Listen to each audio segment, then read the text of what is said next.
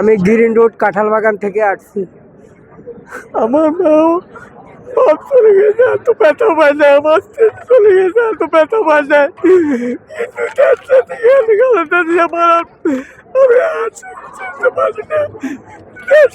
আমাদের জন্য অনেক কিছু করেছে, দেশের জন্য অনেক কিছু করেছে। দেশের নেত্রী, আপসীর নেত্রী, দেশের জন্য সে তো ফলা যাইতেই পারতো, সে ফলা না। জাতির জন্য সে জীবন দিছে, জেল কাটছে। দেশের জন্য, মানুষের জন্য সে স্মরণীয় হয়ে থাকবে।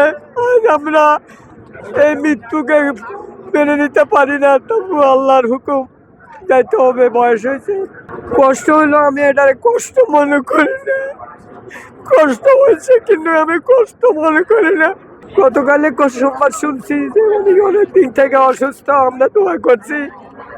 আর উনি মারা গেছে, আজকে জানাজা হবে, এই জন্য আমি এখানে জানাজার শরীক হওয়ার জন্য আসছি। বাংলাদেশ একটা খনি পারে হারাই ফেলাইলো, একটা অভিভাবক হারাই ফেলাইলো।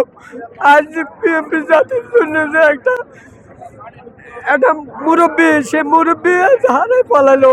তারেক রহমান রাখা হয় না, তারেক এক তারিখের সাথে হাজার তারেক আছে।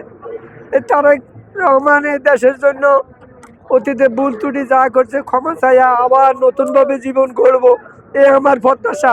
না না, উনি কাকে ফালাইবে? উনি জাতিকে ফালাইয়া 18 কোটি মানুষের সাথে বেইমানি করে নাই। উনি নিজে এই দেশের থেকে ফলায় নাই, এই দেশে সেই জাতিকে ভালোবাসছে, এই জন্য সে ফলায় নাই।